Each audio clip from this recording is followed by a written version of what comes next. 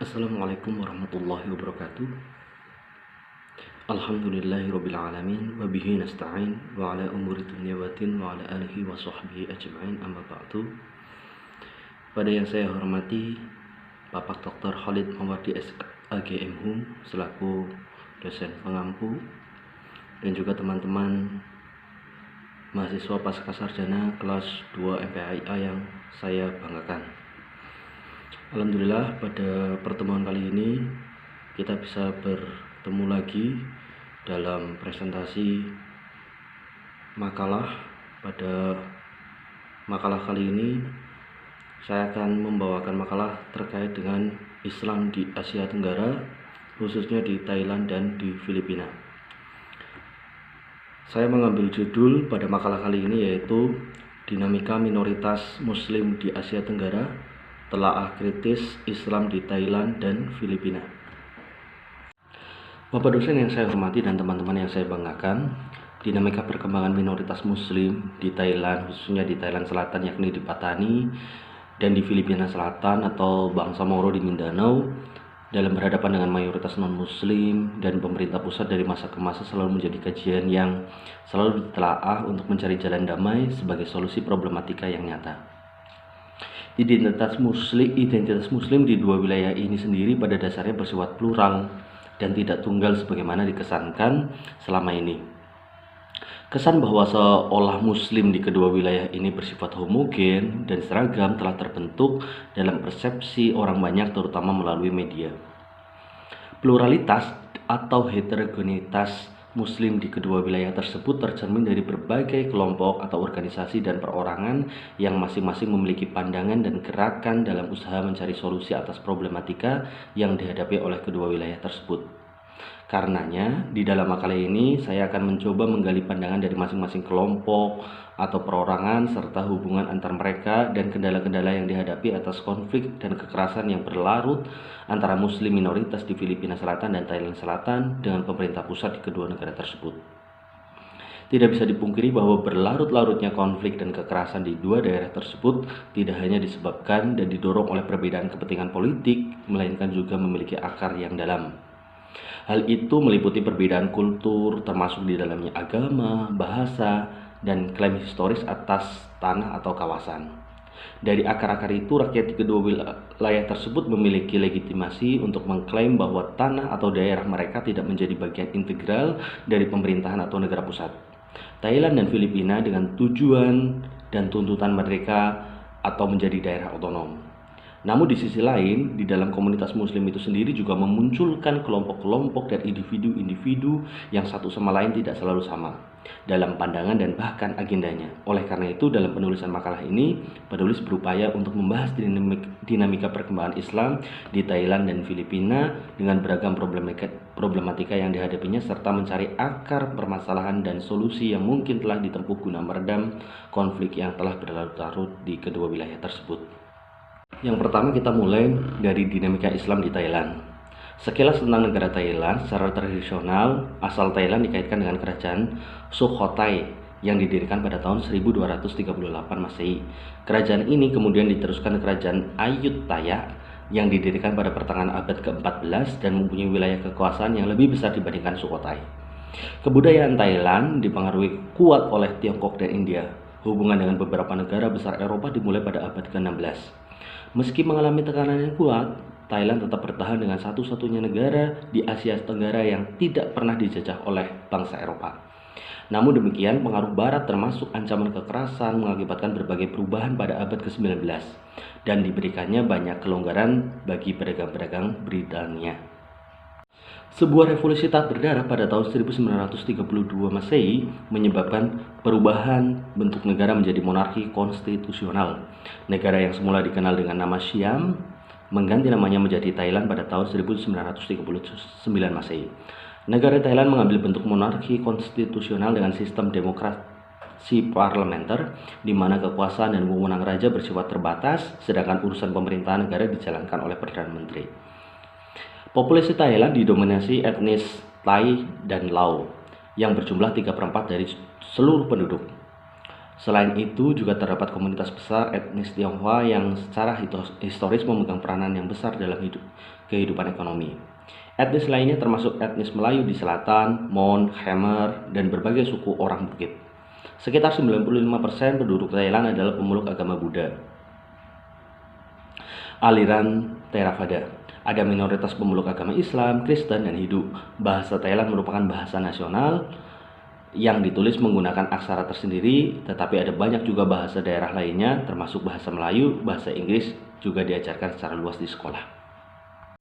Muslim di Thailand adalah kelompok minoritas. Di negara ini Muslim hanya berjumlah 3.930-an atau sekitar 5,7% dari seluruh jumlah penduduk di negara tersebut. Sementara mayoritas penduduknya menganut agama Buddha, yaitu sekitar 80%. Mayoritas Muslim tinggal di selatan Thailand, khususnya di Pattani, Yala, Narathiwat, 3 provinsi yang sangat mewarnai dinamika di Thailand Selatan.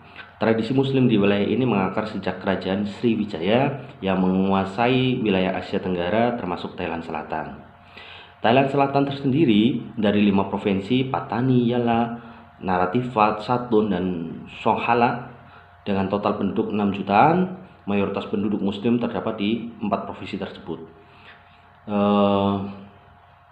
Kemudian selama masa integrasi, Pattani istilah untuk keempat wilayah provinsi yang mayoritas Muslim, masyarakat Thai Buddhis mendapat perhatian khusus dari pemerintah karena mereka selalu mendominasi segala pemimpin utama lembaga-lembaga pemerintahan Thailand Selatan. Sementara etnis minoritas lainnya, Cina kebanyakan juga tinggal di perkotaan sebagai pedagang. Kawasan Pecinan terbesar di selatan adalah Kabupaten Petong, Provinsi Yala, sementara penduduk etnis Thai di pedesaan, kehidupan ekonomi dan kedudukannya sama dengan kebanyakan Muslim sebagai petani, nelayan, atau pedagang kecil. Kemudian akar sejarah minoritas Muslim di Thailand, yakni minoritas Muslim di Muang Thai tinggal di 4 provinsi besar yang sudah saya sebutkan tadi, yakni Pattani, Yala, Satun, Narathiwat, juga termasuk sebagian daerah provinsi Songkhla. Seluruh provinsi ini dulunya termasuk wilayah Kesultanan Pattani. Proses Islamisasi di kalangan penduduknya secara lebih intensif terjadi pada abad ke-12 hingga 15 Masehi. Syekh Said dari Kampung Pasai memainkan peranan yang sangat menentukan bagi proses Islamisasi kerajaan Pattani yang berikutnya berubah menjadi kesultanan. Dengan berdirinya Kesultanan Pattani, wilayah ini kemudian tidak hanya meneguhkan diri sebagai pusat kekuasaan politik dan dunia dagang, namun juga menjadi tempat persemaian wacana agama dan intelektual. Dengan ketiga unsur tersebut, Pattani pada zaman Kesultanan termasuk satu wilayah yang kosmopolit di bidang intelektual. Misalnya terdapat nama seperti Muhammad Thohir bin Ali Al-Fatani yang menulis buku Tadhkirah Al-Mawdu'at. Namun dalam perjalanan historis berikutnya, Pattani di samping mengalami konflik internal juga harus berhadapan dengan gencarnya upaya kerajaan Thai Buddha di Chao Phraya atau sekarang itu Bangkok yang berusaha untuk menyatukan Kesultanan Pattani ke dalam wilayah kekuasaannya. Usaha ini berhasil dengan jatuhnya Kesultanan Pattani pada tahun 1786 Masehi. Meskipun Kesultanan Pattani telah jatuh, namun kebijakan invasi damai oleh kerajaan Thai sedikit membantu, sehingga tidak membuat kaum Muslim Pattani hanya tinggal sejarah. Mobilitas ulama ke dan dari wilayah Pattani masih tetap berlangsung. Dalam taraf tertentu, Pattani masih menjadi daerah tujuan berkunjung dan tempat mengenyam pendidikan dini bagi anak-anak Muslim. Namun demikian, di sisi lain tradisi dan peradaban Hindu-Buddha cenderung menguat setelah Kesultanan Pattani mengalami masa kemundurannya, hingga institusi politik kesultanan tersebut benar-benar jatuh ke kekuasaan Thai. Pada abad ke-18 Masehi, kekuatan dan keunggulan Thai Buddha atas Pattani Islam semakin terbukti ketika Buddha berhasil menempel pada institusi politik Thai modern yang kemudian juga berhasil menempel pada ideologi negara Thailand. Kemudian sejak tahun 1906 Masehi, sesuai dengan perjanjian Inggris-Siam, secara resmi mengambil alih negara-negara di Melayu Utara, yakni Pattani, Narathiwat, Songkhla, Satun, dan Yala, yang kemudian menjadi provinsi di Thailand. Sementara negara-negara Melayu Utara yang lain, Kedah, Kelantan, Perlis, Terengganu oleh Inggris dimasukkan ke dalam Malaysia. Sejak penyatuan kelima negara di wilayah Melayu Utara ke dalam bagian dari Thailand, terjadi benturan budaya antara Muslim Melayu dan Buddhis Thailand. Pada awal pemerintahan Thailand, penerapan kebijakan nasionalisme budaya Thailand menjadi kebijakan utama. Thaisasi atau upaya menggunakan budaya bahasa Thai secara kuat di seluruh Thailand termasuk wilayah selatan membuat benturan budaya yang keras yang menimbulkan resistensi sangat kuat bagi Muslim Melayu di Thailand Selatan.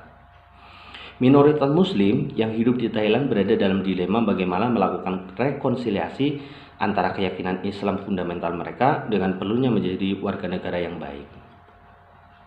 Kebijakan pemerintah yang memaksakan asimilasi dan integrasi dalam perspektif masyarakat Muslim dipandang tidak fair karena dapat membahayakan dan menghilangkan identitas mereka sebagai Melayu dan Muslim tentunya. Hal ini dapat dimengerti karena secara kultural, baik dari segi agama, bahasa, dan budaya, minoritas Muslim di Thailand sangat berbeda dengan teman senegaranya. Meski dari segi politik merupakan bagian dari bangsa Muang Thai. Mereka merupakan bagian dari bangsa Melayu berbahasa dan berbudaya Melayu.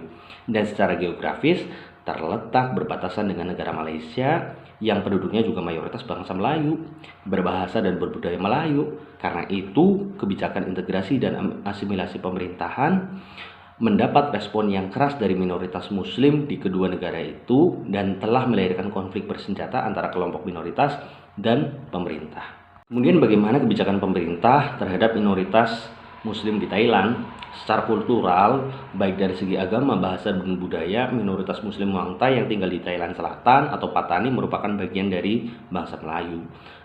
Apalagi tempat tinggalnya secara geografis berbatasan dengan negara-negara Melayu Malaysia. Namun dari segi politik, mereka merupakan bagian bangsa Muang Thai sejak mereka secara definitif memasukkan ke dalam kerajaan Thai di bawah kekuasaan Chulalongkorn atau Rama kelima pada tahun 1902 Masehi. Sebenarnya, Muslim Thailand lebih memilih untuk memisahkan diri dari kerajaan Muang Thai atau bergabung dengan Malaysia, meskipun berada di bawah pemerintahan Inggris, karena dengan begitu mereka bisa hidup bersama dengan masyarakat yang seagama, sebahasa, sebudaya, dan sebangsa. Di bawah pemerintahan Muang Thai yang menganut agama Buddha sebagai agama resmi negara, mereka merasa diperlakukan tidak adil sebagai minoritas.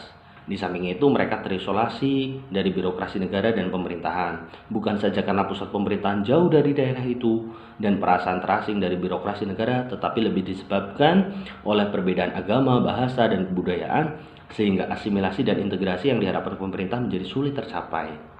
Dan sebaliknya, kaum Muslim Thailand sebaliknya terkesan cenderung mengisolasi diri mereka sendiri. Hal itu karena mereka mengalami kesulitan beradaptasi.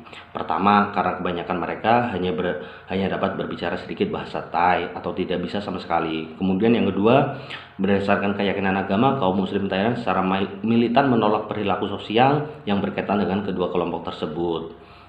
Kemudian yang ketiga atau yang terakhir, yakni ketakutan kaum Muslim Thailand bahwa interaksi dengan Thai Buddhis akan mengakibatkan anak-anak mereka di masa mendatang melalui proses asimilasi akan berakibat mengikis tradisi Melayu serta nilai-nilai agama Islam.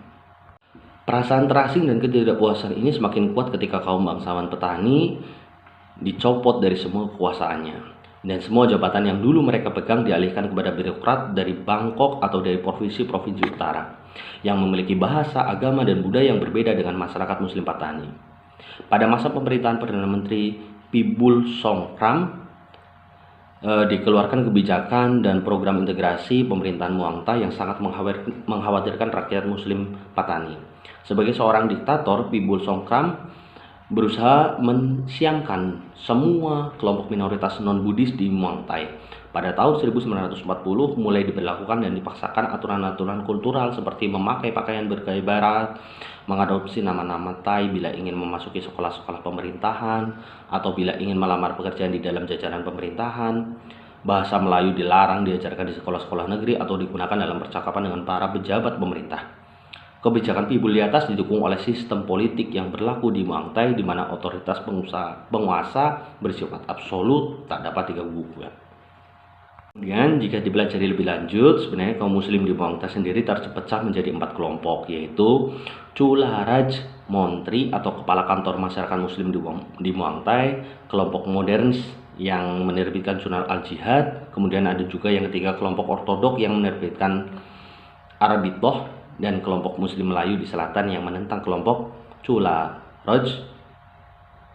Mantri, namun menolak dikatakan sebagai rival al-jihad atau al-rabitoh. Semua kelompok ini meski terpecah-pecah karena perbedaan-perbedaan, namun sama sekali mereka sama-sama memiliki komitmen terhadap Islam yang kuat.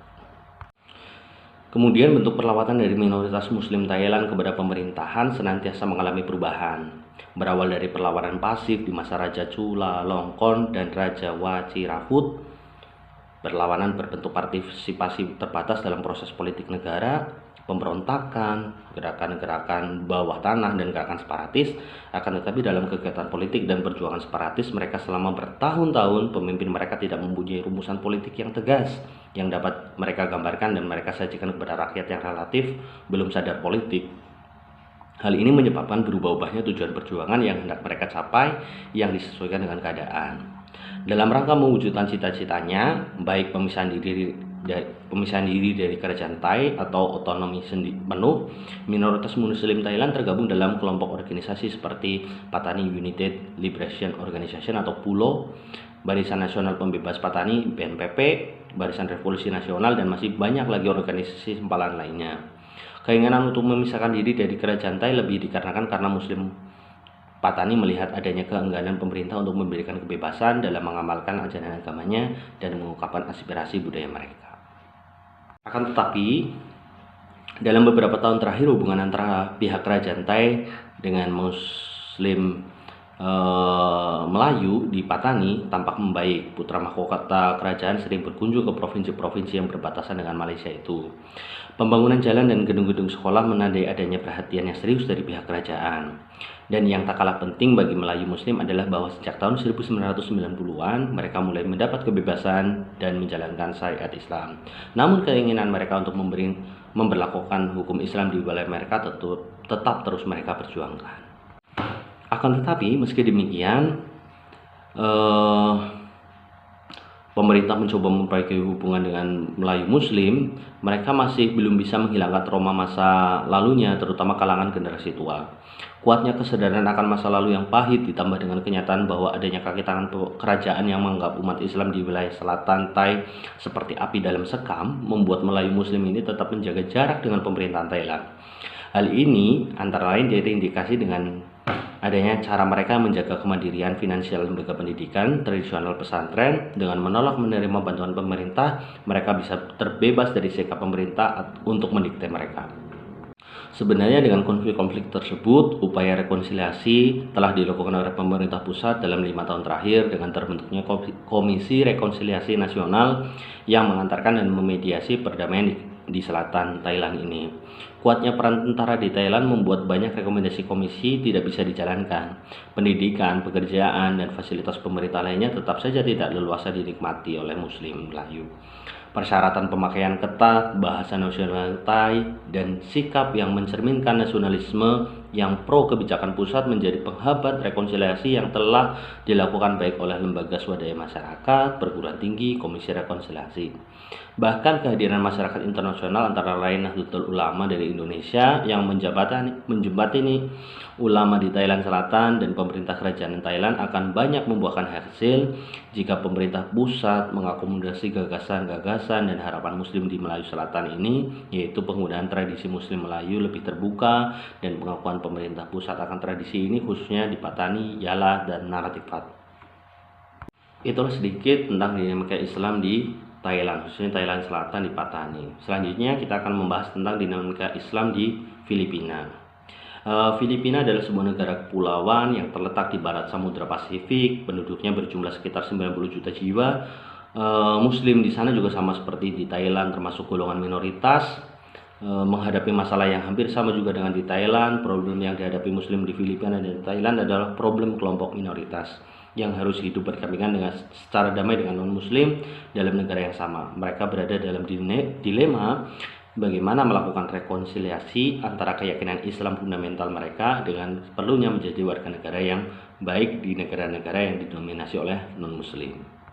Islam sendiri masuk ke wilayah Filipina Selatan, khususnya Kepulauan Sulu dan Mindanao pada tahun 1380-an.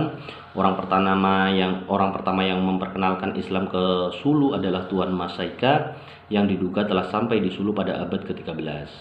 Keturunannya kemudian menjadi inti komunitas muslim di Sulu. Berikutnya yang datang menyebarkan Islam di Sulu adalah ulama Arab bernama Karimul Makhdum pada paruh kedua abad ke-14. Ia diterima dengan baik oleh komunitas muslim Buansa. Aktivitas keagamaan yang digerakkannya memperkuat pertumbuhan komunitas Islam yang dibentuk oleh pendahulunya Tuan Masaiha.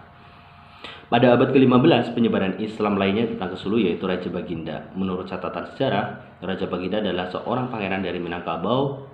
Menurut cerita, ketika ia baru sampai di Kepulauan Sulu, masyarakat setempat bermaksud mengaramkan kapalnya. Namun sikap mereka secara dramatis berubah ketika mereka tahu bahwa Raja Baginda adalah seorang muslim. Di sini menjadi patut dicatat bahwa proses islamisasi sudah menjadi tahap di mana menjadi muslim telah menjadi paspor untuk dapat diterima dalam sebuah komunitas. Penyebaran Islam di Mangindanao atau Lanao pada umumnya dikaitkan dengan Syarif Kabungsuan. Ia diduga sampai di Mindanao pada awal abad ke-16. Sama halnya dengan Raja Baginda, ia juga seorang pangeran yang datang bersama para pengawal dan pengikutnya. Ketika ia berlabuh di Sungai Pulangi, ia sudah menemukan komunitas muslim di wilayah itu. Mereka kemudian membangun kota Katabato dan Manguindanao atau Silangan. Ekspansi Islam ke Lanao tak dapat dipisahkan dari upaya bersama yang dilakukan oleh Raja Kabungsuan dan sejumlah keluarga penguasa daerah itu, termasuk keluarga kerajaan Sulu, Borneo, dan Ternate. Sementara itu, Islam di Luzon datang melalui Brunei. Proses islamisasi tidak hanya terbatas pada aspek ideologi dan hukum semata, tetapi sekaligus meliputi bidang pendidikan dan politik. Kemudian dinamika perkembangan Islam di Filipina bisa kita pelajari mulai dari masa kolonial Spanyol. Dalam sejarahnya, Filipina pernah dijajah oleh Spanyol dan Amerika. Islam sudah berkembang di Filipina ketika kolonial Spanyol datang menjajah Filipina pada 16 Maret 1521 Masehi. Kesultanan Sulu yang berdiri tahun 1450 saat itu telah berusia 71 tahun. Pasukan Spanyol masuk ke Filipina dan menyerang dari arah selatan. Akibat Kesultanan Manila jatuh ke tangan Spanyol pada tahun 1570, sedangkan Kesultanan Muslim lainnya di Mindanao dan Sulu dapat mempertahankan wilayahnya. Muslim Mindanao dan Sulu berbeda dengan wilayah utara yang mudah ditaklukkan tanpa perlawanan berarti. Tentara kolonial Spanyol harus bertempur mati-matian kilometer demi kilometer untuk mencapai Mindanao dan Sulu.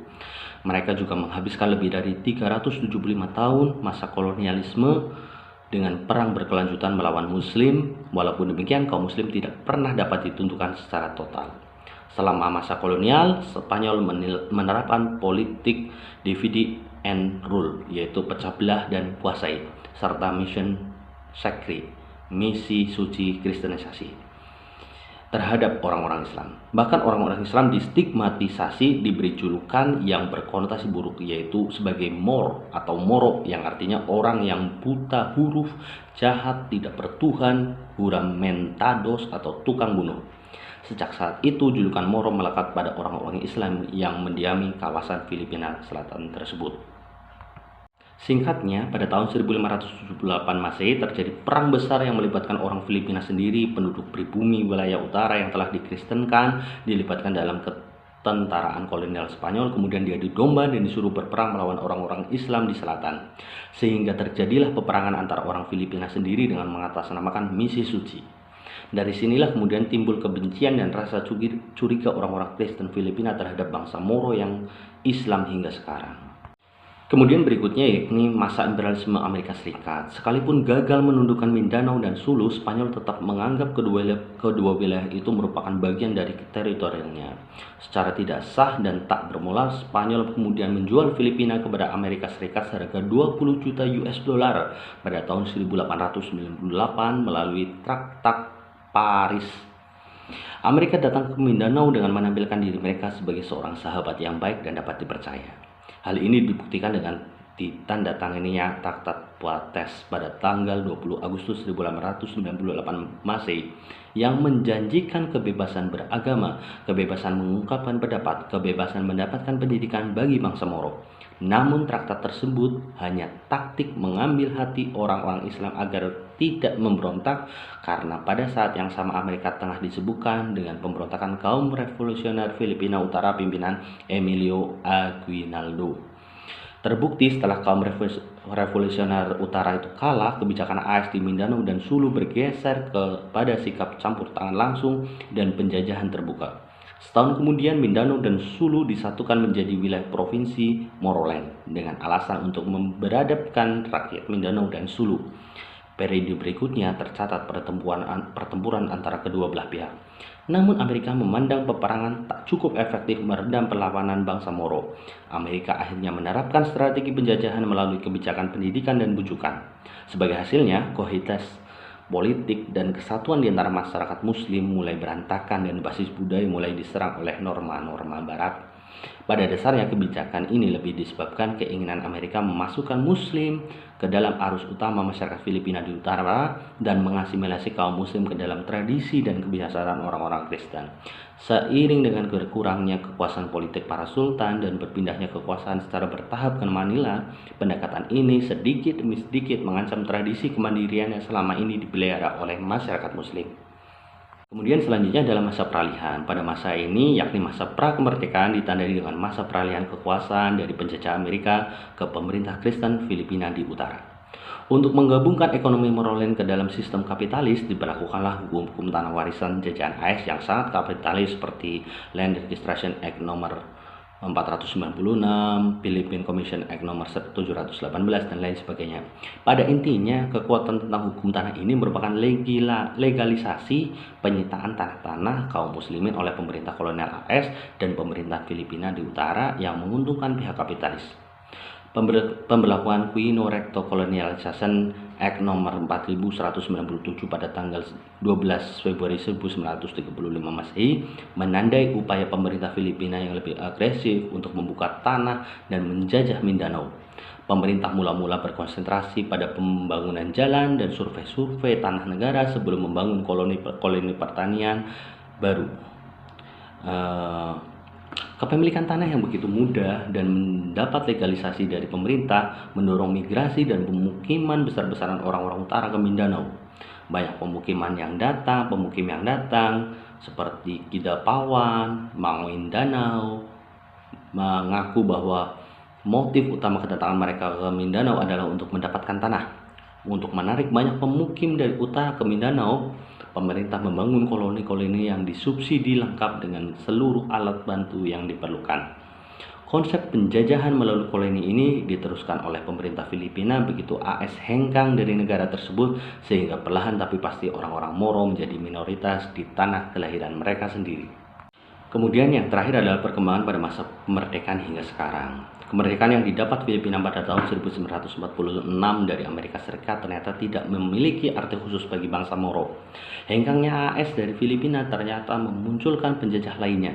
Tekanan semakin terasa lebih hebat dan berat ketika Ferdinand Marcos berkuasa dibandingkan dengan masa pemerintahan sebelumnya Presiden Filipina yaitu Jose Rizal sampai Fidel Ramos. Maka masa pemerintahan Ferdinand Marcos merupakan masa pemerintahan paling represif bagi bangsa Moro.